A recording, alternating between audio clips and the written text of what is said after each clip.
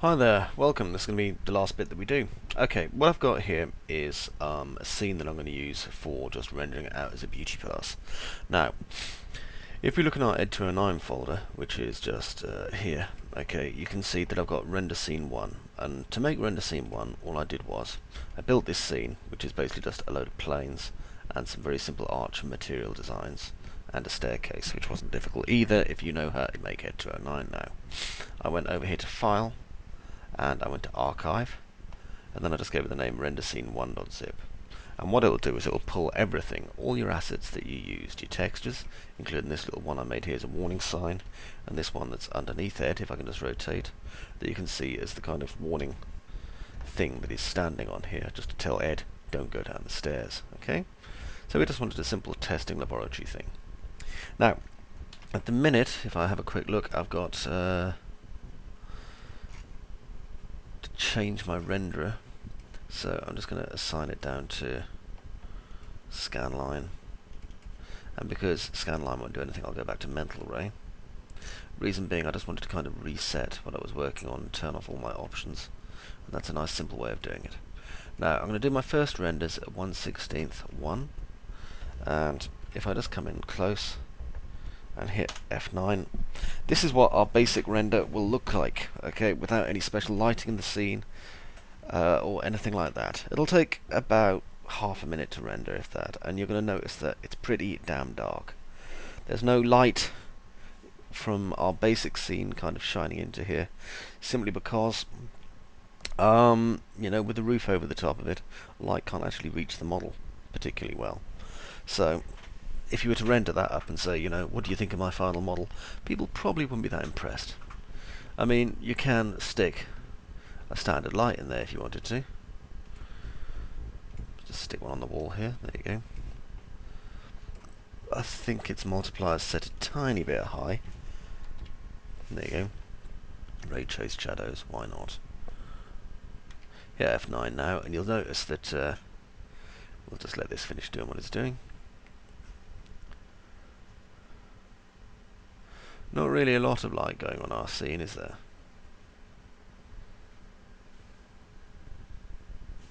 In fact, even less, to be quite honest. This isn't really enough to light our scene.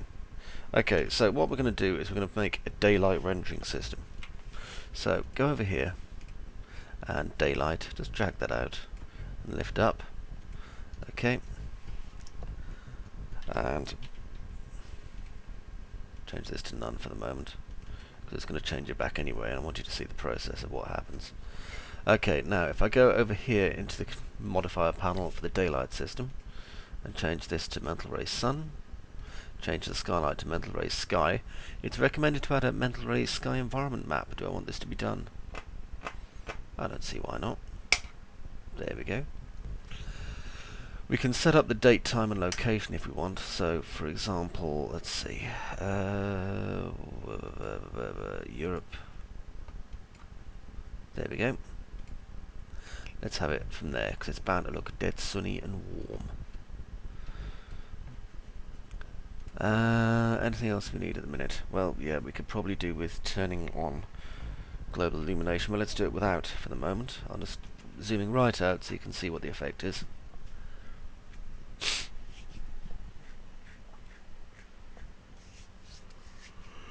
Dear me. This is the last part, by the way, if you're wondering. Anything else at this point would be made by Greg. Okay, so you can see now there's some very sharp shadows going on. Don't worry about the jaggies, that's just the anti-aliasing. Okay, so we're going to need, obviously, to take care of this and make it look a bit better. And obviously kind of enable light bounces. So, hit F10. Indirect illumination, I'm going to enable final gather. I'm going to set it to draft, which is real low. Let me see. I don't want global illumination turned on or anything like that. Getting close. About there should do. And hit F9. Ooh, a little stretch. I've been working on this for 6 weeks now, so I'm allowed to have a little stretch.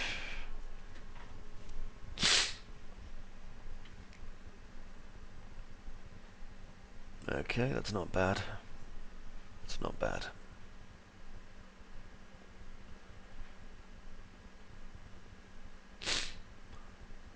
So as you can see, the light bounces are hitting it a lot better now. There we are. We can actually manually change the position of the sun if you want, so you can have it kind of shining more directly on him. For that, let me see.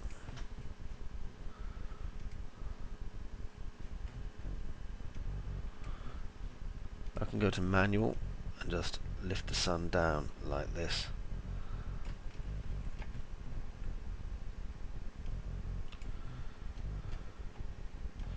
Literally kind of shining full in Ed 209's face. I mean, it depends entirely on, you know, what you want your scene to look like. Let's go there and do it again. We should get some quite strong shadow now.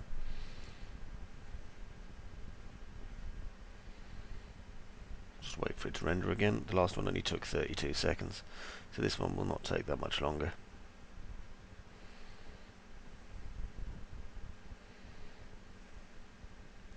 There we go. That's much more like a later in the day kind of image going on.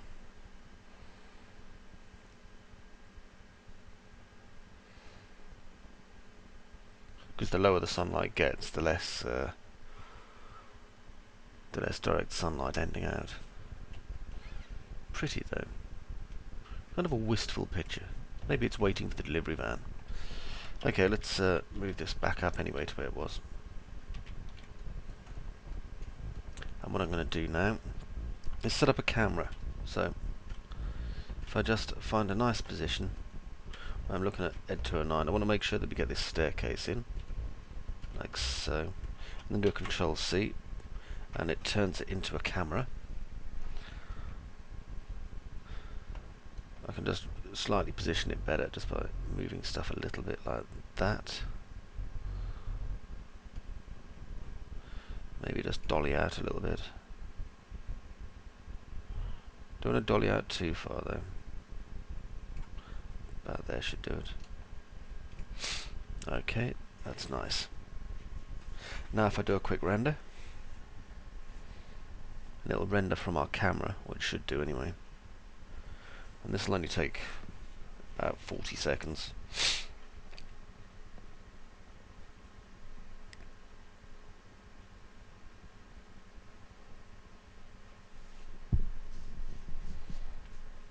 There we go.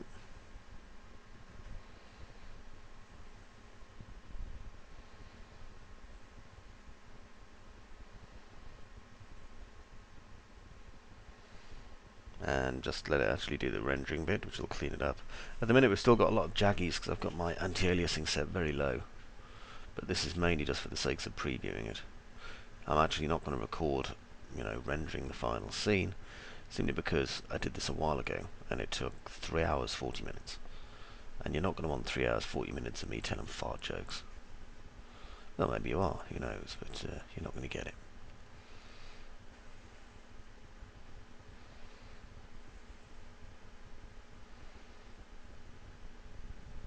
Okay, that's not bad. From my perspective.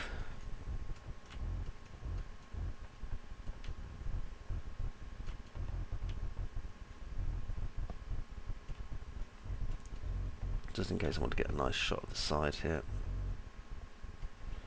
Here, another one. To see how that looks. I just want a rough kind of breakdown of how it looks on this side. Should be a lot more light bouncing up on this side as well.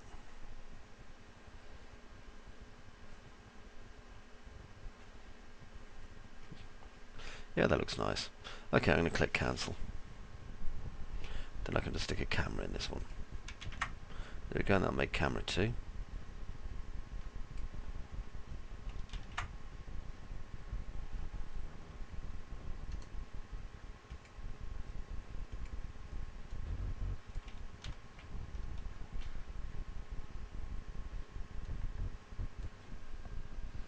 Okay, it's decided it's not going to make a camera 2, obviously. So I'll just have to do it myself.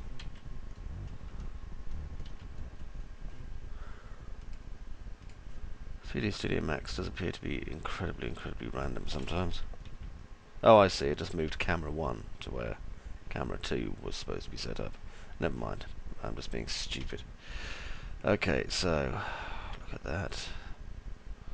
That's quite nice, I quite like that image.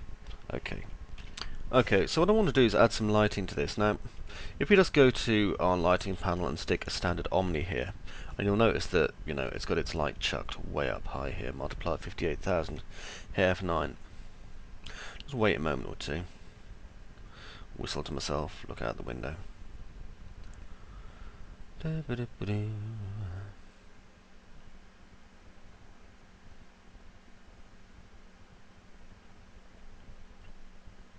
Okay, so you can see the way the light's casting on the wall there. It's only going to work though if you keep its multiplier that high, and what it does is it automatically kind of calculates the multiplier it's going to need. Okay, so if you drop the multiplier down to what you think is a sensible value, like 1, you're not going to see a damned thing. It's just one of those things, unfortunately. Okay, so what I'm going to do is I'm going to use a few of these just to kind of add a little bit of extra depth to our model. It's quite nice the way it's underlit there, though, I must admit. Okay, so I'm just going to click cancel. Yeah, I quite like that. Okay, so drop into perspective. And here you can see our Omni. Make sure it's on, and I'm going to use mental erase shadow maps. And change the map size to 1024. Sorry, 1012, not 1024, is it? No, 1024. Right, gonna move this to over here. And I'll move another one to here. Like that. Okay, I can lift them up slightly. And I think I'm going to move another two in here. Like that. Just so they can illuminate through here. Just copy them. Okay. Now it looks pretty whited out, so let's have a look at the camera. Just hit F9. Wait a little bit. Should see a lot more light interaction going on in our scene now, but obviously it's going to take longer to render as well.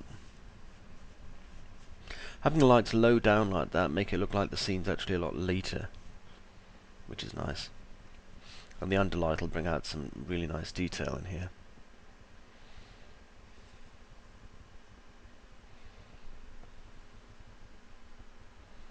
I think the only problem really that we've got with these lights is that we've got the kind of whoa, light comes out of nowhere kind of look.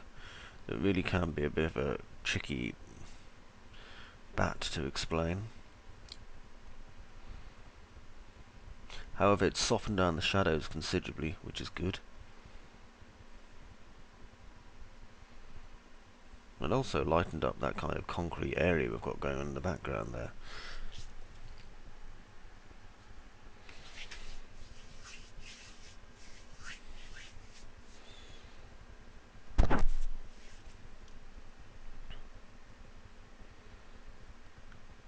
Yeah, that's working a lot more nicely now.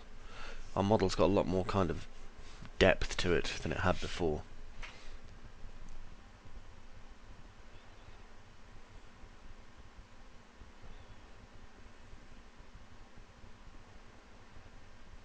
Just wait and let this continue doing its thing.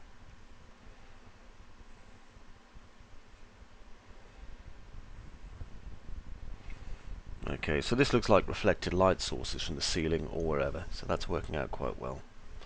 And, you know, it is looking nice. Okay. So I think what I'm going to do is now select my camera, and then just do a Control V, and this will copy my camera. There we are, drop into perspective again.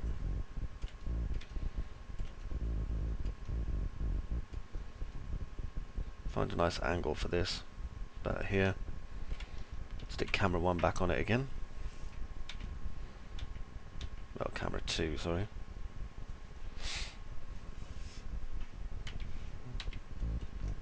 I bet both the cameras have moved. No, they haven't, that's a relief. Okay, go back to camera 2 again. Hit render, just to see what this angle looks like. See if I need to put any light in front of it or not.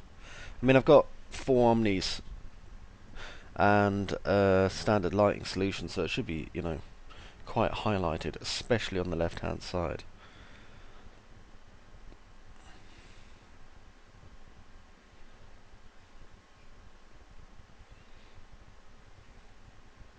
Yep, it is.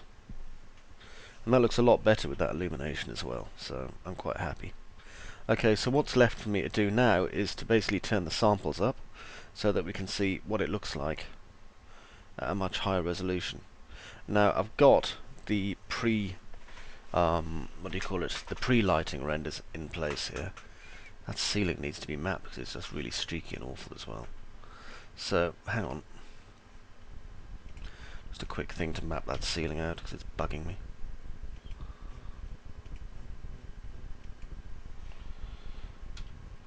Where is it?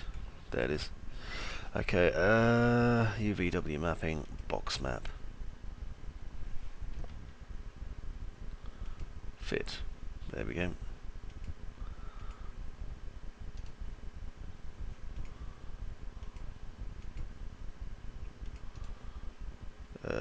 Collapse all. There we are.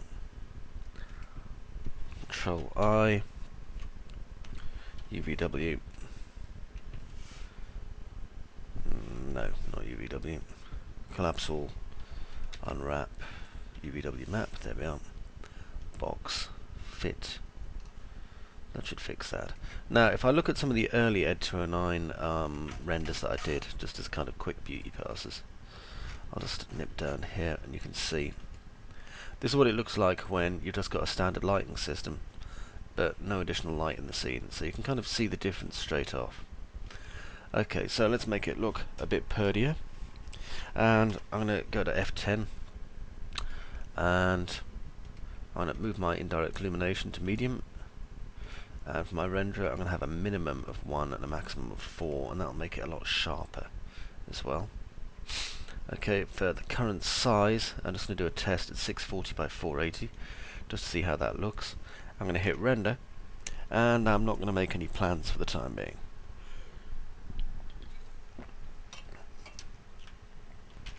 There we go, 6 minutes 41 seconds later, and I'm well into my cup of coffee.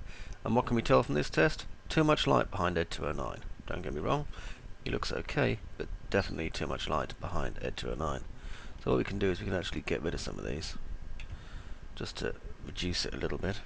I want to keep 1 in there, and if I just drop into perspective just for a moment, I think I'll take the second light and rise it up, just so that it kind of balances things out a little bit more. Let's go to camera 2 again. Okay, now let's hit F9 again. And pause. Okay, that's a lot better. So that leaves me with the result that I'm quite happy with. Okay, so what I'm going to do is I'm going to prepare this up for a nice big render. Before I do, let's just save this off because I always like having a nice whip to play with.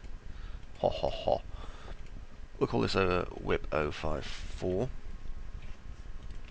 So the last one's really dark if we just kind of look at them over.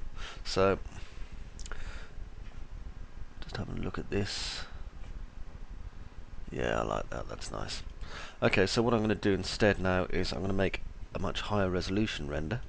So for this what I'll do is I'm going to go to my print size wizard, and I need to make an A5 portrait 300 dpi. So we can see what that is now, and I can go to my render scene dialog. Now I'm going to junk in a bit because I was a bit too far away. Just try and get Ed in. I know we've got the amusing sign in the background, but we don't really need that all in, we just need a bit of it. Okay, so it's literally facing directly onto the camera. We can still see the leg detail through the bars and things. Okay, so I'm ready to hit render. You're not ready to sit and watch me do this for the next however long it's going to take. So, this is where we part company. I hope that you've enjoyed this set, and I hope that you can use it to benefit yourself to make all sorts of high detail models. The whole idea of this is, as you know, to show you the process of blocking out a model, building your high polygon, building your low polygon, rigging your low, rigging your high, putting materials on both, and making them do stuff. I mean, Greg last night showed me some tests where he was making Ed 209 dance in Unreal Tournament 3. And I have to say, you know, high polygon is awesome, game dev is awesome, mixing high polygon and game dev is all kinds of awesome, quite frankly. Not as awesome as going down the pub and hanging out and drinking vast quantities of beer, but you can do that after you've done the awesome. So, thanks for coming along in this exciting journey of game dev with us. Well, some people I'm going to thank probably are going to be Greg Dowding and the guys at Staffordshire University, because they're awesome, and all the people who came to Maxterdam with me. I'd like to thank Clam, the 3D Palace security administrator. I'd like to thank the guys over on IRC in 3D Palace who tend to keep my brain working properly, like Poopin' Clumpin', Chaotican, Ratman, Tom, Agile in Progress, Ronzan, Cleany. Have I thanked Raptors? Well, why the hell not? Basically just the whole group of people that kind of hang out on there, plus Budweiser, of course, for the excellent work he's done and will do on the cover designs. It only leads to say, I hope you look forward to the next set. If you're a student and you feel that you need additional help in university to try and build a good, diverse portfolio and skill set, you can do a lot worse than checking out Student Support Services.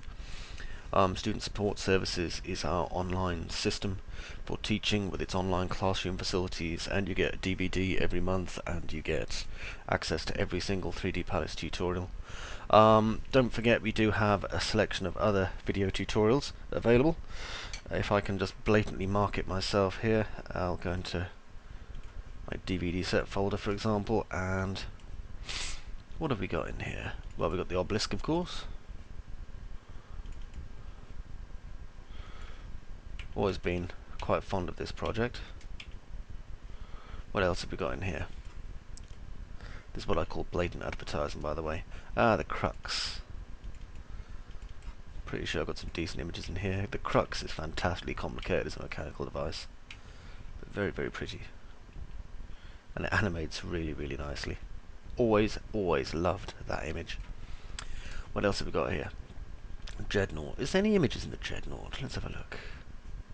Oh, yes there is, and it is a fantastic set, and has until recently been one of my favourites. Cutty Sark, if you like huge complexity in your modelling, you can't go much worse than the Cutty Sark. It's much better than the Cutty Sark, sorry, worse. Obscene quantities of detail,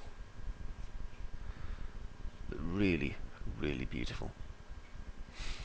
So, I mean, there's something for everyone here. So, you know, if you've had enough of this set and you've finished it and you think to yourself, where else can I go?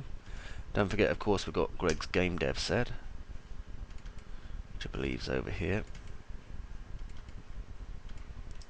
where you can build this and put it into the Game Dev engine. For Doom 3 and... was it Unreal 2? No, it was Doom 3 and Quake 3, I think it was. Anyway, enough babbling. I can keep you talking all day and probably will given half a chance. I really hope you enjoy this set. I really hope you paid for this set rather than downloaded it off a torrent site. Though if you download it off a torrent site, you don't know how to do 3D, and you probably only downloaded it to add to your collection next to your anime porn. So you'll probably never get this far anyway. So here's an impression of you. Seriously though, buying these DVDs contributes and allows me to create more DVDs and free sets. The more DVD sets that get sold, the easier it is for me to be able to make free sets, because I don't have to sit and worry about how 3D Palace is going to continue existing. I look forward to seeing you in the next set. I look forward to seeing you in Student Support Services if you decide to join. If you want to just post some crap on 3D Palace and, like, you know, have a chat, please feel free. And you can always drop into our IRC system. Thanks for watching. Bye-bye.